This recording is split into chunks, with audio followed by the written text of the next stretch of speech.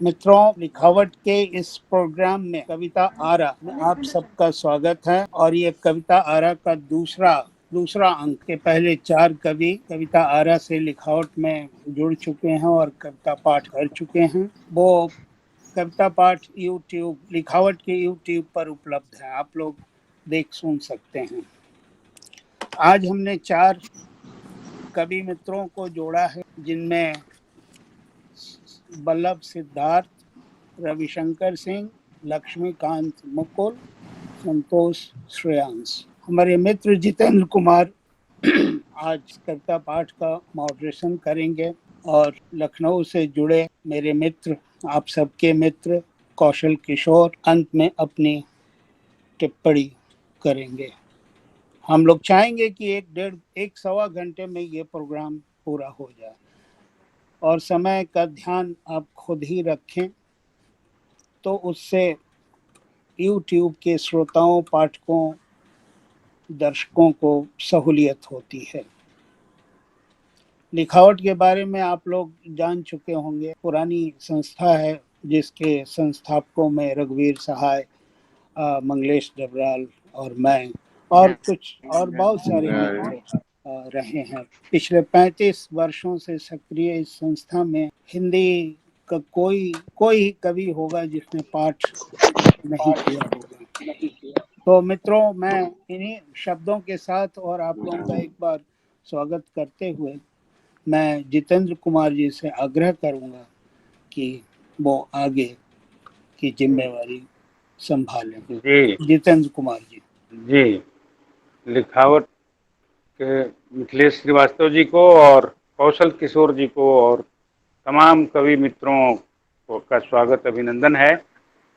हमारे 4 कवियों में से मैं समझता हूं कि डॉक्टर रविशंकर सिंह सबसे कनिष्ठ हैं, इसलिए उनसे अगर आरंभ करें तो सबसे अच्छी बात होगी। सभी कवियों को मैं ये कहूँगा, पहले मिथिलेश जी ने ये कहा है कि 11-12 मिनट का समय लें और उसके बीच अपनी छोटी छोटी और प्रतिनिधि कविताओं का पाठ करें। तो डॉक्टर रविशंकर सिंह, इनका एक कविता संग्रह आ चुका है, बाकी सवाल, बोधि प्रकाशन से, और इनका जन्म 4 जनवरी 1992 को हुआ है। तमाम राष्ट्रीय स्तर की पत्रिकाओं में छप चुके हैं। जनपथ, वागर, समूह, छपते छपते, ये सब अमरावती मंडल, ये तमाम पत्रिकाओं में छपते हैं, राष्ट्रीय पत्रिकाओं में अभी भी सक्रिय हैं। और यूनिवर्सिटी में सोशोलॉजी के ये विद्यार्थी हैं, लेकिन फिर भी हिंदी कविता से इनका लगाव आप देखें और सुने। तो रविशंकर सिंह जी, काव्य पाठ आरंभ करें। आप सभी को नमस्कार। कविता का शीर्षक है किस्सा बच्चों का। तेज धार सी हड्डियों को छेदती इन सर्द हवाओं के बचने के लिए आओ घेर लो इन अनाव को। बचपन की बहुत सारी कहानियां जुड़ी हैं इस आग से। कहा था एक बार एक किस्सा गो ने, हमारा ईश्वर कैद है किसी अजाने मुल्क में, जिसे आज तक छुड़ा नहीं पाया किसी ने उनकी शर्तों के मुताबिक। कितना फर्क है आज जब हम समझते हैं झूठ सच को, तब कोई किस्सा को मनगर कहानियां नहीं सुना, ये कहकर साफ मना कर देता है कि तुम एक देश छोड़ो बच्चों, बताओ क्या सुनाओ तुम्हें। उस जंगल की कहानी जहां से विस्थापित हो गए जानवर, पेड़ काट दिए गए, जला दिए गए पत्ते, मोड़ दी गई नदियों की राहें, पहाड़ का सीना चीर कर बना दिया गया कहना भी नहीं सुनाने को उस राजा की कहानी जिसने कर के रूप में लाया था ऐसा कानून। कहना भी नहीं सुनाने को इस राजा की कहानी जिसने कर के रूप में लाया था ऐसा कानून। खून देने की घोषणा की गई थी, खून देने की घोषणा की गई थी। जनता को खून से देश की लाचार आर्थिक व्यवस्था को मजबूत बनाने की शपथ ली गई थी। उनसे मांगा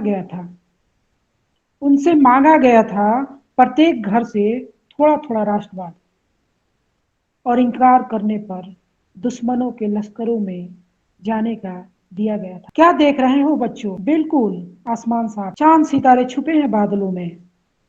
दादी की कहानियों के देवी देवता अब नहीं आते धरती पर। हर एक हत्या का गवाह होते हैं देवी देवता। हर एक हत्या का गवाह होते हैं देवी देवता, जो ऊपर से देखते हुए नहीं उतरते जमीन पर अदालत में गवाही देने। आखिर किससे डरते हो? आखिर वो कौन है जो खत्म कर देगा उनका अस्तित्व?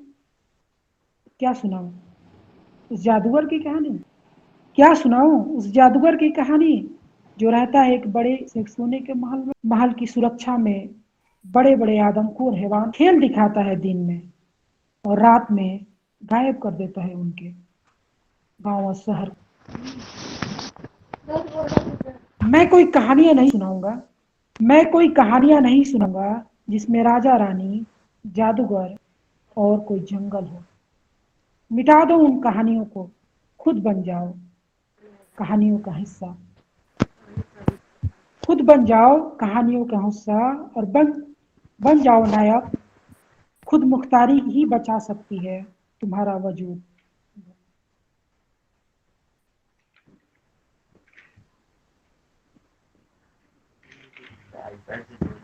एक कविता है जिसका शीर्षक है नींद डराती है।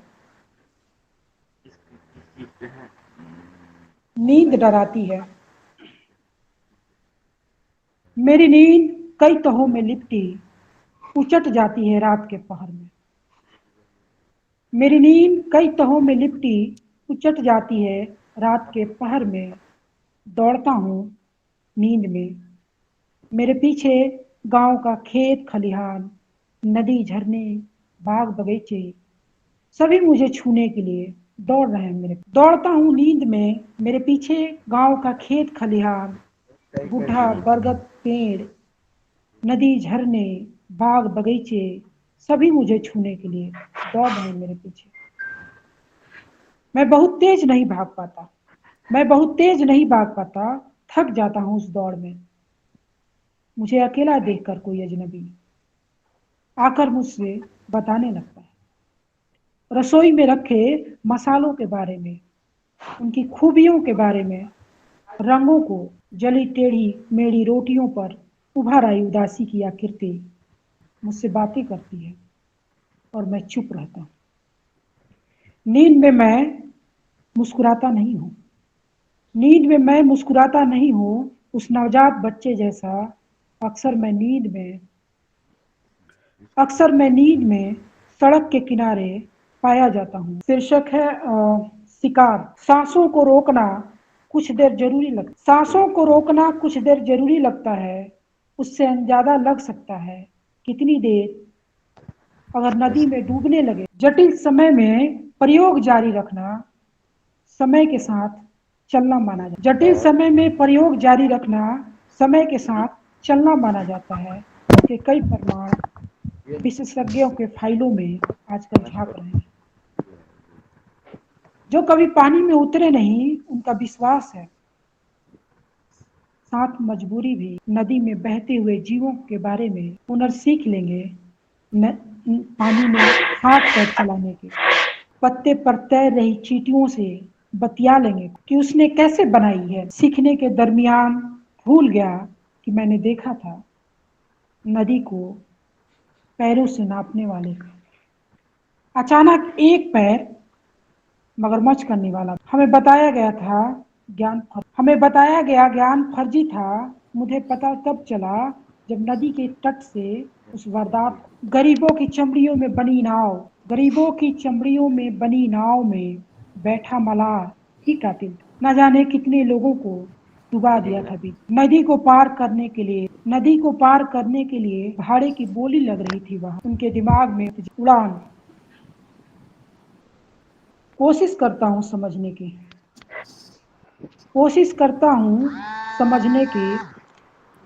क्या है मेरे अंदर जो हलचल पैदा कर रही।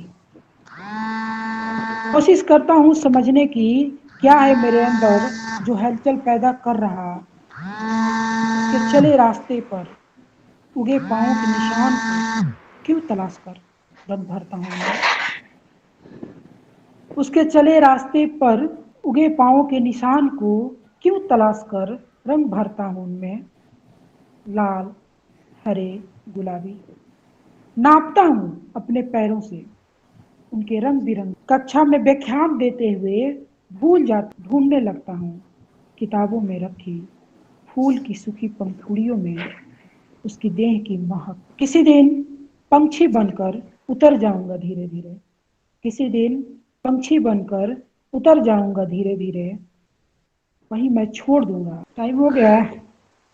हाँ, एक 2-3 मिनट और एक और एक छोटी छोटी कविता सी सुना। कविता पढ़ लीजिए। गीली रहे धरती शीर्षक है। खड़ा हूं मैं वर्षों से बिरहान वीरान खंडहर जैसे। मेरे जमीन पर उगे जंगली घास और कटीले फूलों को पहचाना था तुमने। खड़ा हूं मैं वर्षों से वीरान खंडहर जैसे। मेरे जमीन पर उगे जंगली घास और कंटीले फूलों को पहचाना था। भरा था उन खस्ता दीवारों में थोड़ा सा नीला, थोड़ा सा जर्द। मेरे लिए तुमने पहनी थी नीली साड़ी। मेरे लिए तुमने पहनी थी नीली साड़ी। ऐसा लगा था उस दिन जैसे नीले अंबर में उड़ रही हो तुम पंछी बन। मांग रही हो उधार बादलों से सूखी जमीन को भिगोने के लिए बारिश की बूंदें। धन्यवाद। जी, बहुत बहुत धन्यवाद रविशंकर जी। अब मैं आमंत्रित करता हूं वल्लभ जी को। वल्लभ जी का जन्म 1976 में है और 39 वर्ष की उम्र में उन्होंने कविता लिखनी शुरू की। वो पटना यूनिवर्सिटी से एमएससी हैं और एक बहुत बड़ा अनुभव दिल्ली से लेकर के और कई जगहों का उनके पास है। छोटी छोटी कविताएं, बहुत प्रभावशाली कविताएं लिखते हैं। उनके 2 कविता संग्रह कुकनो और सुनो सोना सोना सुनो ये हैं। आप सुनेंगे वल्लभ जी को। एक उनकी कविताओं में जो ताजगी है उससे आप ये होंगे। वल्लभ जी। नमस्कार। आज कल मृत्यु हो गई, उनकी डेथ हो गया अपराजिता का। तो पहले तो उनको मैं श्रद्धांजलि दे रहा हूँ अपनी तरफ से। और मेरी इच्छा नहीं थी आज के लिए, असल में संबंध उनसे और साहित्य जगत का भी बड़ा अच्छा संबंध था। अपराजिता से बहुत अच्छी व्यवहार कुशल थी, सबसे अच्छा मिलना जुलना था उनका। क्योंकि ये कार्यक्रम पहले से तय था तो 2-3 छोटी छोटी कविताएं मैं सुना दे रहा हूँ अपनी। जी जी। कविता का शीर्षक है राह गुजर। एक मटमैली गली जिसमें फिरती हैं बेरंग परछाइयां। एक बेनकाब हवा अटकती हुई सी सांसों में। एक खामोशी जो हर सांझ आदतन संवर जाती है। एक सतरंगी तितली माजी के फूल पर बैठी हुई। एक गीला मौसम बिल्कुल बातूनी चेहरे जैसा। एक पंकिल याद और माटी से भी गदराई हुई कुछ गूंगी तोहमतें। इन सबके बीच अपनी वहशत को आजमाता हूं मैं। इन सबके बीच अपनी वहशत को आजमाता हूं मैं। अच्छा हुआ कि तुम मेरे राह गुजर न हुए। एक दूसरी कविता है जो अभी हाल में लिखी गई है 2-4 दिन पहले ही।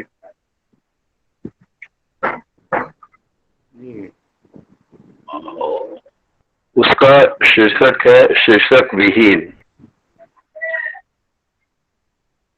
आधी उम्र गुजर जाने के बाद जब तय हो चुकी होती है जीवन की अपनी गति, उस वक्त ठहराव की गुंजाइश याद न रहने वाले ख्वाब की तरह होती है।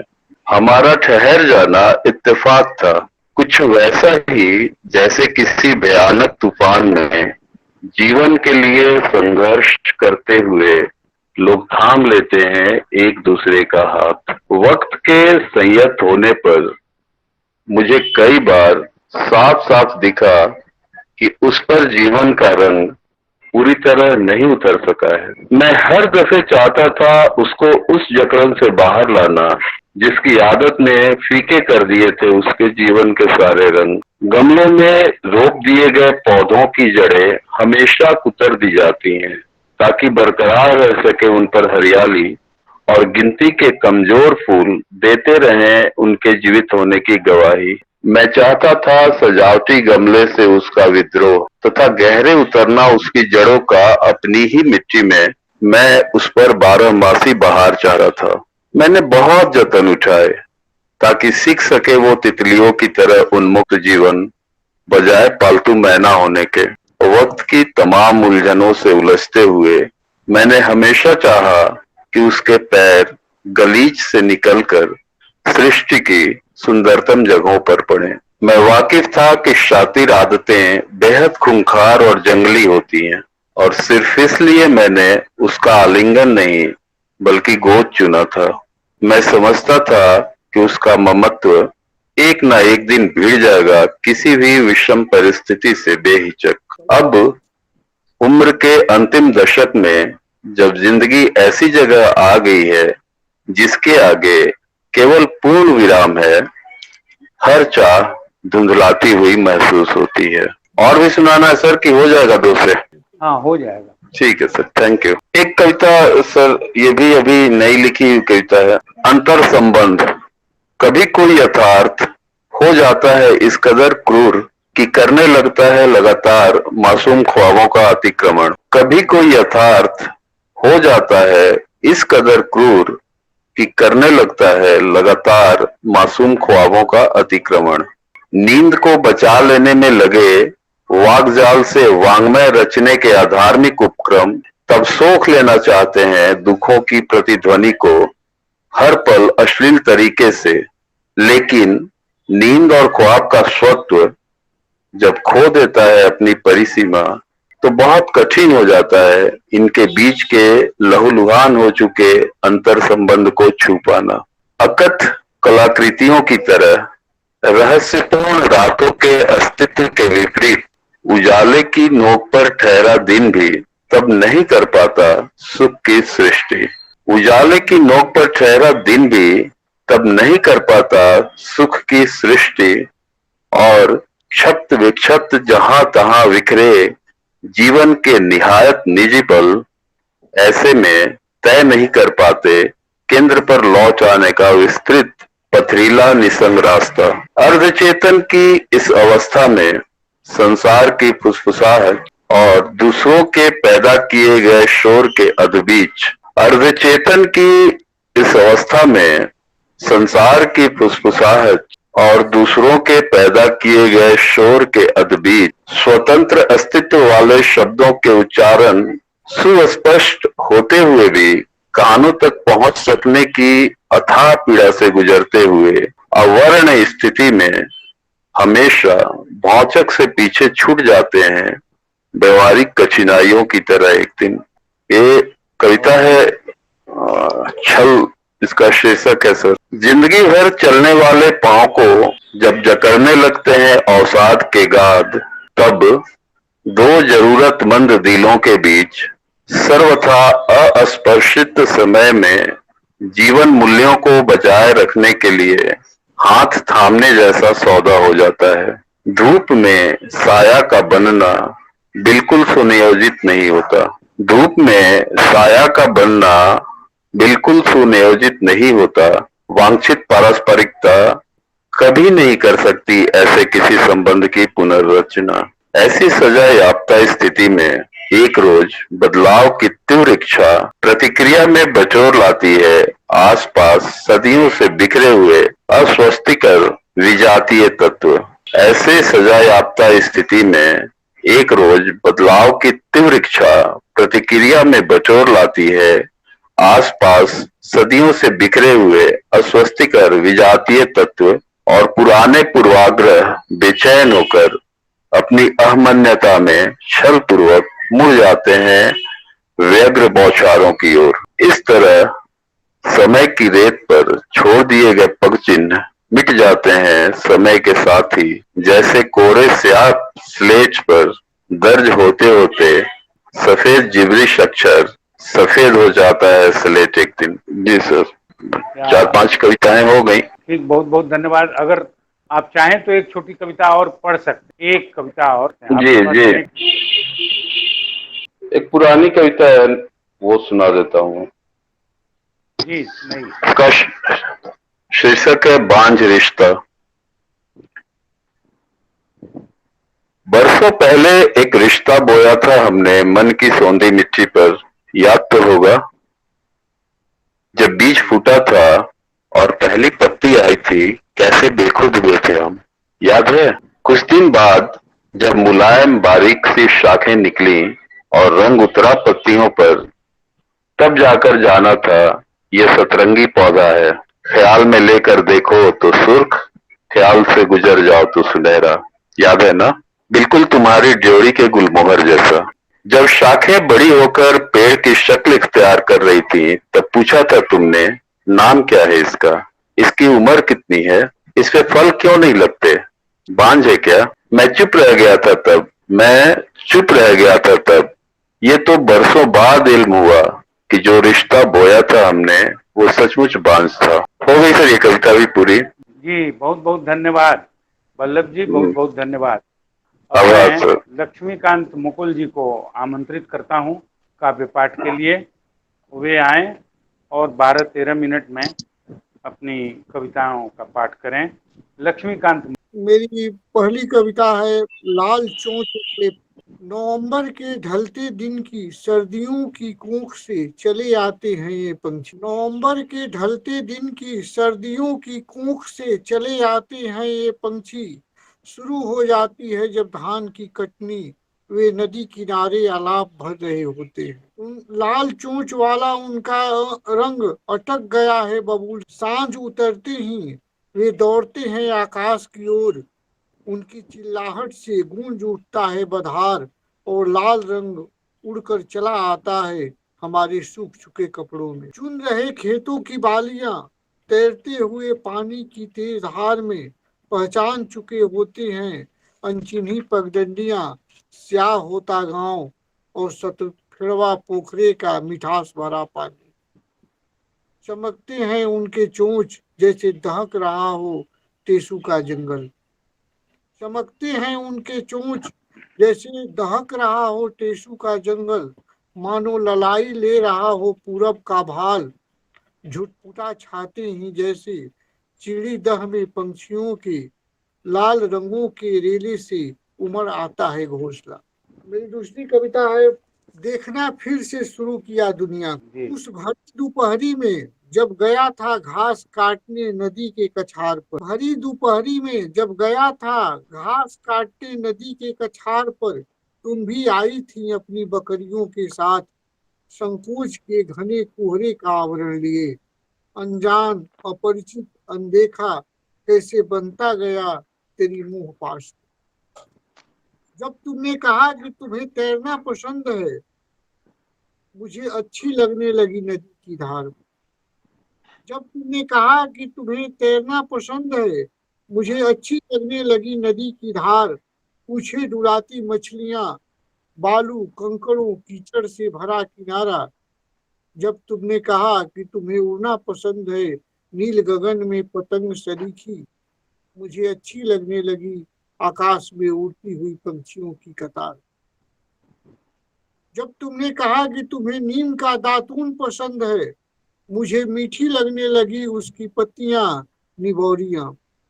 जब तुमने कहा कि तुम्हें चुल्लू से नहीं दोना से पानी पीना पसंद है, मुझे अच्छी लगने लगी कुदरत से सज्जित यह कायनात। जब तुमने कहा कि तुम्हें बारिश में भीगना पसंद है, जब तुमने कहा कि तुम्हें बारिश में भीगना पसंद है, मुझे अच्छी लगने लगी 22 अगस्त की झमझम बारिश, जनवरी की तुषार। जब तुमने कहा कि यह बगीचा बाढ़ के दिनों में नाव की तरह लगता है, जब तुमने कहा कि यह बगीचा बाढ़ के दिनों में नाव की तरह लगता है, मुझे अच्छी लगने लगी अमरूद की महक, बेर की खटास। जब तुमने कहा कि तुम्हें पसंद है खाना तेनी का भात, भतुए की तरकारी, बथुए की साग, मुझे अचानक अच्छी लगने लगी फसलें जिसे उपजाते हैं श्रमजीवी, जिनके पसीने से सींचती है। तुम्हारी हर पसंद का रंग चढ़ता गया अंतस में, तुम्हारी हर पसंद का रंग चढ़ता गया अंतस में तुम्हारी हर चाल, हर थिरकन के साथ डूबते तो खोते सहेजने लगी जीवन की राह।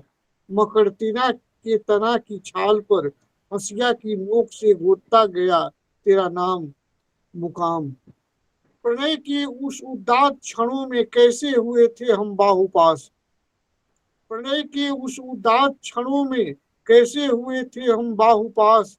आलिंगन, स्पर्श, सांसों की गर्म धौंकनी के बीच मदहोशी के संवेगों में खो गए थे अपनी उपस्थिति का एहसास।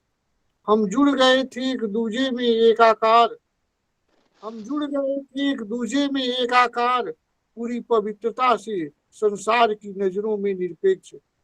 मनुष्यता का विरोधी रहा होगा वह हमारा अज्ञात पुरखा, जिसने काक जोड़ी को अंग प्रत्यंग से लिपटे देखे जाने को माना था अपशकुन का संकेत, जबकि उसके दो चोंच चार पंख आपस में गुथकर मादक लय में थाप देते सृजित करते हैं जीवन के आदिम राग। जबकि उसके दो चोंच चार पंख आपस में गुथकर मादक लय में थाप देते सृजित करते हैं जीवन के आदिम राग। पूछता हूँ क्या हुआ था उस दिन, पूछता हूँ क्या हुआ था उस दिन जब हम मिले थे पहली बार। अंतरिक्ष से टपक कर आए धरती पर किसी इंद्र द्वारा स्थापित स्वर्ग के वासिंदे की तरह नहीं, बगल गिर गांव की निर्वासिनी का मिला था साथ हमें। पूछता हूँ कलकल करती नदी के बहाव से, पूछता हूँ कलकल करती नदी के बहाव से, हवा में उत्तेजित खड़खड़ाते ताड़ के पत्तों से, मेड़ के किनारे छिपे फुर से उड़ने वाले घाघर से, दूर तक सनसन कर संदेश ले जाती पवन वेग से, सबका भार उठाती धरती से, ऊपर राख के रंग का चादर फैलाए आसमान से। प्रश्नोत्तर में खिलखिलाहटों से भर जाती हैं प्रतिध्वनियां। प्रश्नोत्तर में खिलखिलाहटों से भर जाती हैं प्रतिध्वनियां। यही ध्वनि उठी थी मेरे अंतर मन में जब तुमने मेरे बिखरे बालों को उंगली से की थी कंघी। देखना फिर से शुरू किया मैंने इस दुनिया को, यह है कितनी हस्बे मामूल, कितनी मुकद्दस। मेरी अगली कविता है जहर से मरी मछलियां। मछुआरों के झुंड कतार बांधे जाते हैं नदी की ओर, उनके आगम की धमक से छटपटाती भागने लगती हैं मछलियां। मछुआरों के झुंड कतार बांधे जाते हैं नदी की ओर, उनके आगम की धमक से छटपटाती भागने लगती हैं मछलियां। मछलियां हार बांधे निर्भेद घूमती हैं अपने जल संसार में।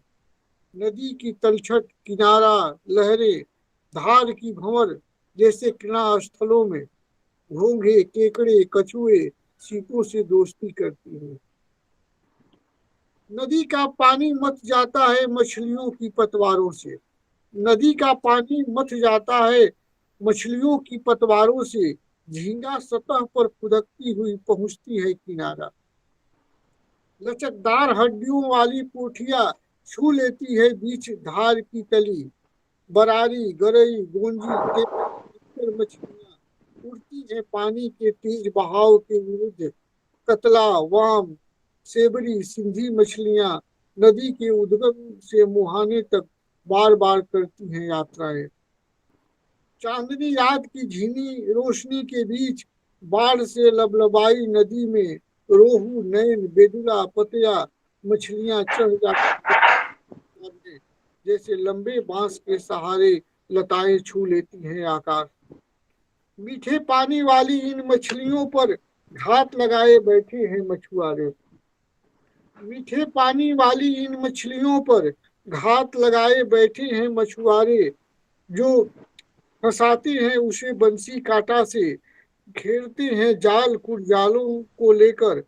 बांस, खूंटे, चाचरों से नदी को बांध कर खड़ा कर देते हैं चिलवन। मीठे पानी वाली इन मछलियों पर घात लगाए बैठे हैं मछुआरे, जो फंसाते हैं उन्हें बंसी कांटा से, घेरते हैं जाल कुरजालों को लेकर, बांस के चाचरों से नदी को बाढ़ खड़ा कर देते हैं सिलवन। इनके कैदों से भागती फिरती हैं मछलियां, इनकी कैदों से भागती फिरती हैं मछलियां, बचाती हुई अपनी स्थानीय प्रजातियां, जैव विविधता की अनमोल वनस्पतियां, नदी से जुड़ा अपना पूरा पारिस्थितिकी तंत्र। नदियों को हिलने वाले सातिर मछुआरे बदल दिए हैं अपनी सातिर चालें। नदियों को हिलने वाले सातिर मछुआरे बदल दिए हैं अपनी सातिर चालें। वे नदियों में लगा रहे हैं तार से करेंट, पानी में फेंकने लगे हैं कीटनाशक दवाइयां, बीच लहरों में करने लगे हैं डायनामाइट का विस्फोट। मछली मारने के तरीके बदलते वे नदी में जाल की जगह उड़ेलने लगे हैं जहर बोतलों से, जो जलधारों में पसरता हुआ फैलने लगता है बहाव में। मछलियों के वंश वृक्षों का नाश करता हुआ मृत मछलियों की दुर्गंध से भर जाती है नदी। बिलखती हुई रीठा, बागल, हीले जैसी छोटी मछलियों के लुप्त प्राय होने के किस्सों को याद करती हुई धमाचौकड़ी मचाते हैं मछुआरे। धमाचौकड़ी मचाते हैं मछुआरे, नदी के पानी में बीनते हैं मरी हुई मछलियां, उल्लसित चेहरे लिए जैसे जीत गए हों मैदान। उनकी पत्नियां सिंझाएंगी रसोई की कड़ाही में जहर से मरी इन जहरीली मछलियों को। अघाएगा पूरा परिवार इस अद्भुत व्यंजन से, अघाएगा पूरा परिवार इस अद्भुत व्यंजन से। बहुत बहुत धन्यवाद जी जी लक्ष्मीकांत जी। जी जी। अब समय आपका ये हुआ, बहुत बहुत धन्यवाद। अब मैं संतोष श्रेयांश जी को, शुक्रगुजार हूँ दिल्ली के कवि, को आमंत्रित करता हूँ काव्य पाठ के लिए। वे नमस्कार। प्रकाशन जी नमस्कार। मैं अपने संग्रह से ही कविता पढ़ रहा हूँ जिसका शीर्षक है काली छतरी। मेरी माँ जब कोसती है मुझे मेरे निकम्मेपन पर, मेरी माँ जब कोसती है मुझे मेरे निकम्मेपन पर, मैं कोसता हूँ उस काली रात को जिसने बसा दिए मेरी आंखों में सुनहले सपने। मेरी माँ जब कोसती है मुझे मेरे निकम्मेपन पर, मैं कोसता हूँ उस काली रात को जिसने बसा दिए मेरी आंखों में सुनहले सपने।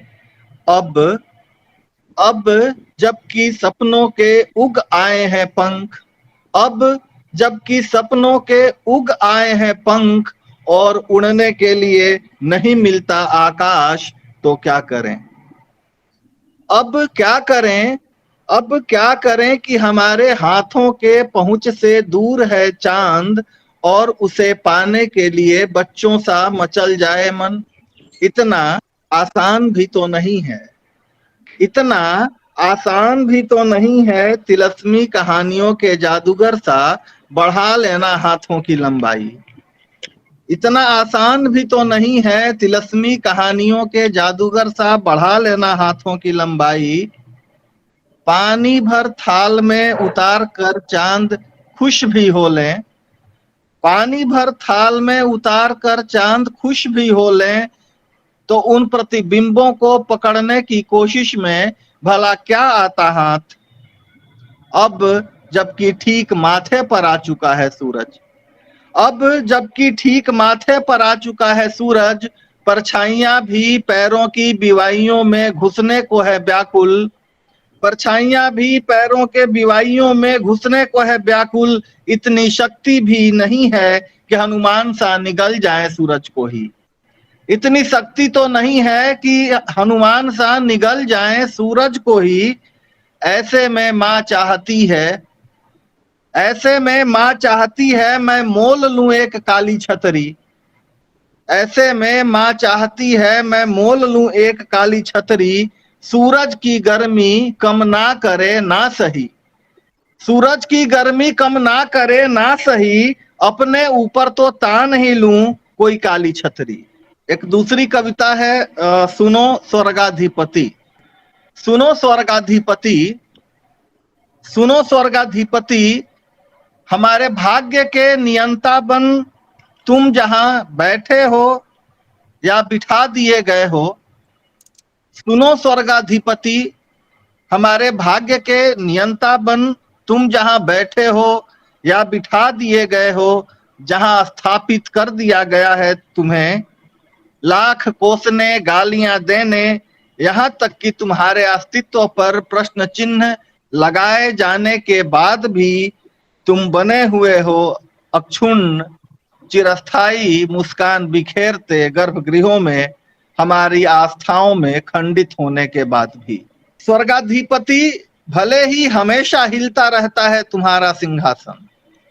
स्वर्गाधिपति, भले ही हमेशा हिलता रहता है तुम्हारा सिंहासन, किसी महिषासुर का बल या विश्वामित्र की तपस्या तुमसे नहीं छीन सकती तुम्हारी सत्ता।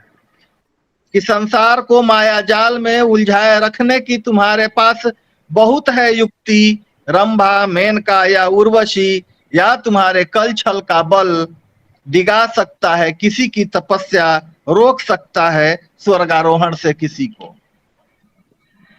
किंतु जब तुमसे ही उत्पन्न, तुमसे ही वरदानित आसुरी शक्तियों का उभरता है तांडव, किंतु जब तुमसे ही उत्पन्न, तुमसे ही वरदानित आसुरी शक्तियों का उभरता है तांडव, और अपने सारे कल छल बल के बावजूद असमर्थ होने लगते हो विजयी होने में, खतरे में पड़ जाता है तुम्हारा स्वर्ग, तब अपनी अपनी शक्तियों के समन्वय से, तब अपनी अपनी शक्तियों के समन्वय से उत्पन्न कर एक शक्ति अपने अपने आयुधों से लैस कर जब समर में उतारते हो रणचंडी, तब इंद्र तुम्हारी सत्ता को कौन दे सकता है चुनौती।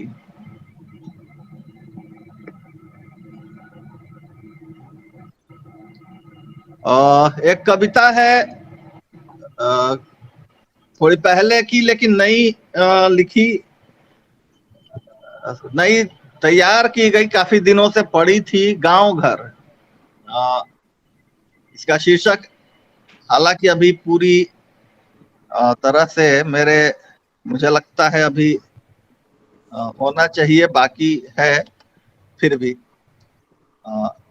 हाथ में लिए गोईठा, हाथ में लिए गोईठा रोज भिन सहरे और गदहबेर के थोड़ा ठीक पहले, रोज भिन सहरे, हाथ में लिए गोईठा रोज भिन सहरे और गदहबेर के थोड़ा ठीक पहले, चली आती थी ककिया मांगने थोड़ी आग, चली आती थी ककिया मांगने थोड़ी आग, फिर उसके पीछे अड़ोस पड़ोस के कुछ और चाची दादी या बहन बेटियां। पहले गांव में आग लेने लोग जाते थे एक दूसरे के घरों में, जो लोग थोड़े जुड़े होंगे उनको पता होगा। माँ तब तक जोड़ चुकी होती थी चूल्हा, माँ तब तक जोड़ चुकी होती थी चूल्हा, उससे उठता धुआं इन्हें इसकी दे देता था सूचना, और जब तक पूरी तरह सुलगता चूल्हा तैयार होती आग, आंगन के एक कोने में इन औरतों का लग जाता चौपाल। फिर बारी बारी सब अपने अपने पिटारे से निकालती रहती गांव की सनसनीखेज खबरें। इन खबरों में विशेष रूप से शामिल रहता इस लगन गांव में आई नई बहुरियों का मिजाज और पहली बार बनी सासों का अंदाज। बाँच जाती हैं खबरें पुरोहिताइन के, नाइन के और कुम्हाइन के, शाह जी और बाबा साहब के रंगीन मिजाजी के, हरिया की शादी के, झुलना के बाराती के, और हर खबर के बाद उनका वही तकिया कलाम, जाने दो दीदिया इन सब से हमें का काम। उसके बाद कुछ सेकेंडों का अल्प विराम, फिर कोई दूसरी खबर, और ऐसे ही फिर चलता रहता खबरों का यह सिलसिला अनवरत, जब तक किसी के घर से कोई भाई भतीजा नाती पोता नहीं आ जाता खोजते। 2 मिनट 2 मिनट बैठे हुए नहीं कि मुआ चले आते हैं खोजते, इस प्यारे से उलाहने के साथ समाप्त हो जाती सुबह की चौपाल।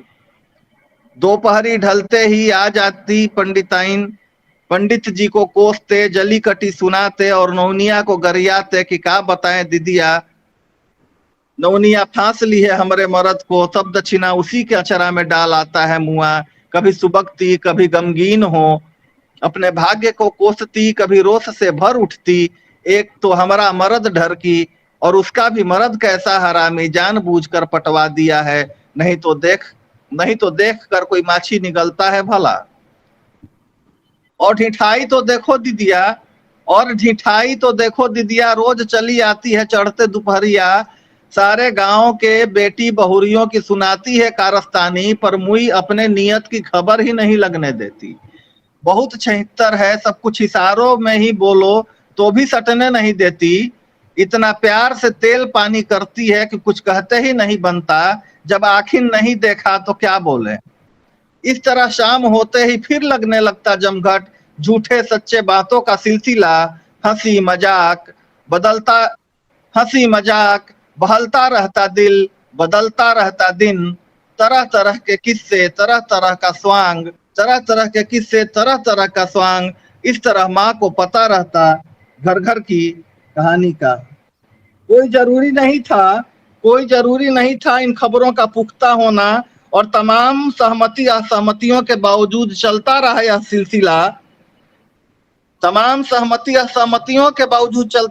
सिलसिला। अब गांव छूट गया है और सुना है अब वह गांव भी नहीं रही वह बैठकें और बतकहियां, और माँ के साथ ही गांव छोड़ गईं। ये सब कहानियां कहाँ गईं क्या जाने। बहुत बहुत धन्यवाद संतोष जी, बहुत बहुत धन्यवाद। चारों कवियों को बहुत बहुत धन्यवाद। अब मैं समझता हूं कि कौशल किशोर जी अपनी भूमिका में रहेंगे और काव्य पाठ में। धन्यवाद जितेंद्र जी, मिथिलेश जी, और जो यहाँ आज हम लोगों ने 4 कवियों को सुनी कविता आरा 2 के तहत। वो कवि रहे रविशंकर सिंह, बल्लभ सिद्धार्थ, लक्ष्मीकांत मुकुल और संतोष श्रेयांश। कविताओं को सुनना और तत्काल उन कविताओं पर टिप्पणी। कौशल जी, मेरा नाम सिर्फ वल्लभ है, वल्लभ सिद्धार्थ झांसी वाले हैं, बुजुर्ग हैं और बड़े प्रतिष्ठित हैं। हाँ, सिद्धार्थ वल्लभ ही, मैं भी यही जानता था, लेकिन अभी तो बहुत ही से मुझे ये कविताएं मैं सिर्फ वल्लभ के नाम से ही लिखता हूँ। सिद्धार्थ वल्लभ के नाम, कविताएं सिर्फ वल्लभ के नाम से, फेसबुक अकाउंट मेरा सिद्धार्थ वल्लभ के नाम से है। मैंने इसको कविताएं सिर्फ वल्लभ के नाम से प्रकाशित है मेरी। जी जी जी, और मैंने आपको सिद्धार्थ वल्लभ के नाम से ही पढ़ा है, मैं जानता हूँ। लेकिन अब क्योंकि यहाँ बात और चर्चा में इस तरह आया तो मुझे लगा कि और तो आज सिद्धार्थ जी ने जो अपराजिता शर्मा के मतलब अचानक जिस तरह से उनका जाना हुआ वो बहुत ही दुखद रहा, और यह दौर भी ऐसा ही रहा कि कब कौन हम लोगों का साथ छोड़ देगा, कहा नहीं जा सकता। और इसका तो ताजा उदाहरण कल का ही है, अपराजिता का है, और उनका जो बड़ा काम रहा है वो कितनी विविधता का काम रहा है।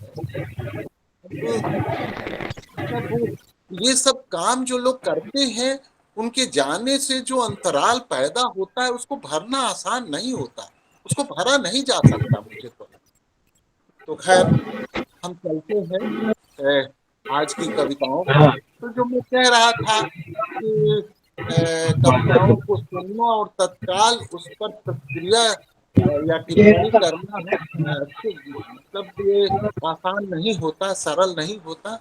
फिर भी जो एक इम्प्रेशन इन कविताओं से पड़ता है, जो इम्प्रेशन आता है, उसी पर थोड़ी बात मैं करना चाहूंगा। एक तो जो आरा भोजपुर की जो जमीन है, धरती रही है या धरती है, वो बहुत ही उर्वर भूमि रही है सृजनात्मक रूप से।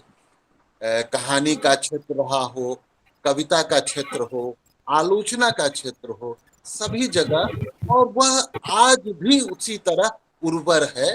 और इसका उदाहरण कविता आरा एक और कविता आरा दो, दोनों के माध्यम से ये चीजें सामने आती हैं।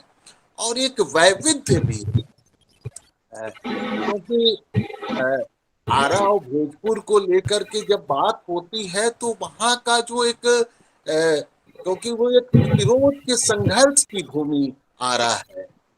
एक नए बिहार, नया आरा, नया बिहार और नए हिंदुस्तान की के संघर्ष की भूमि वह आरा और भोजपुर है।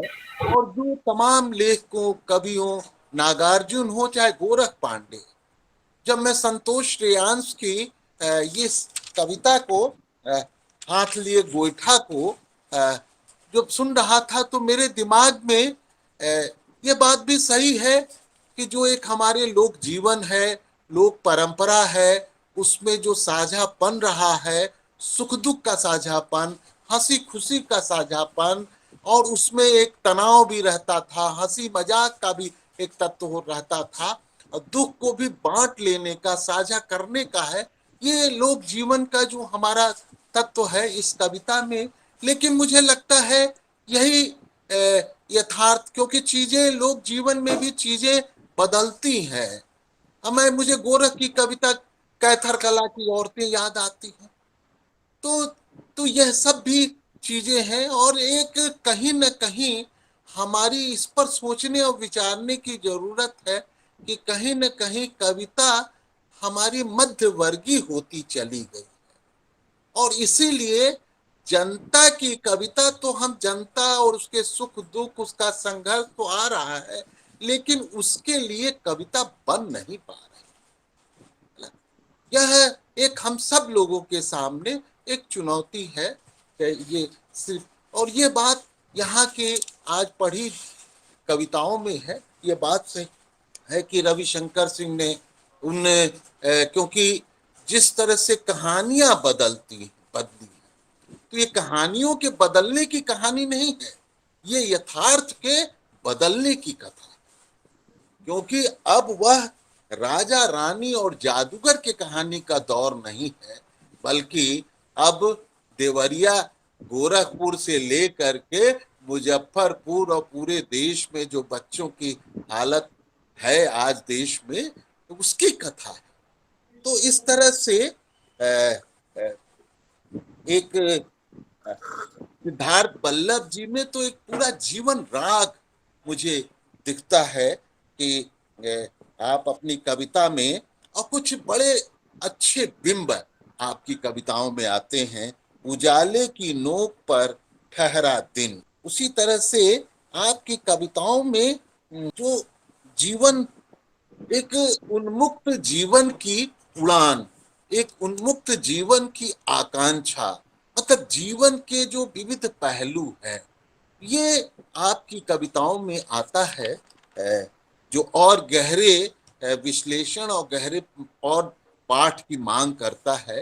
क्योंकि वहाँ बिंबों के द्वारा खूबसूरत लड़ियां हैं और कहने की कोशिश की जा रही है। और जो बात कविता सीधे कहती, सीधे बात, मतलब कविता भी एक व्यंजना में चीज ले आने की कोशिश की गई है। तो ऐसी कविताएं एक पाठ में कई पाठ की मांग करती है। लक्ष्मीकांत मुकुल जी की कविता मुझे लगा प्रकृति और प्रेम को रचने वाले कवि हैं, और जो उन्होंने एक लंबी कविता सुनाई। और उसी तरह से मछलियों को अगर हम देखें तो मछलियां एक तो सामने जो यथार्थ है मछली और मछुआरे का, लेकिन अगर उसे हम दूसरे अर्थ में देखें तो वो हमारे समाज के यथार्थ से भी वो चीजें जुड़ती हैं कि हमारे समाज में किस तरह से एक ये स्थितियां बन रही है। एक तरफ पूरे समाज को विषाक्त कर देने के लिए है, और उस और लूट लूट और झूठ जो पूरी की पूरी कोशिश जारी है अपने मुनाफे के लिए। जिस तरह से लूट और झूठ कहा भी जाता है कि पूंजीवादी संस्कृति की, पूंजीवाद की यह खासियत है कि वह लूट उसकी प्रकृति है, और अपने लूट को छिपाने के लिए, उस पर पर्दा डालने के लिए वो तमाम तरह के झूठ की रचना करता है। और आज तो हम पोस्ट ट्रुथ के समय में हैं जहां झूठ को ही सच के रूप में परोसा जा रहा है। तो मुझे लगता है कि मछलियां कविता ये इस तरफ भी हमें सोचने के लिए बाध्य करती हैं, ले आती हैं। और संतोष श्रेयान की काली छतरी तो बहुत से माँ की नजर में एक निकम्मेपन, और जा करके सूरज की गर्मी कम करे ना करे पर अपने ऊपर तान लू काली छतरी।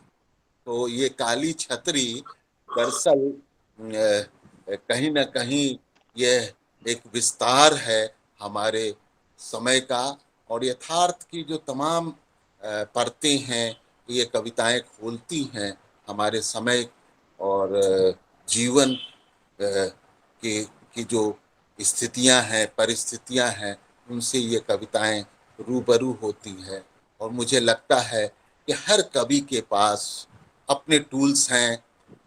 भले ही हम लोग एक समय में रह रहे हों, जी रहे हों, लेकिन सबके अपने अनुभव संसार हैं, अपनी यथार्थ की ग्रहणशीलता है, उसको अभिव्यक्त करने की शैली, भाषा, बिंब संयोजन, तौर तरीके हैं। और यही कारण है कि एक दौर में रहते हुए भी वे एक कवि दूसरे कवि से अपनी विशिष्टता, अपनी अलग भी होता है।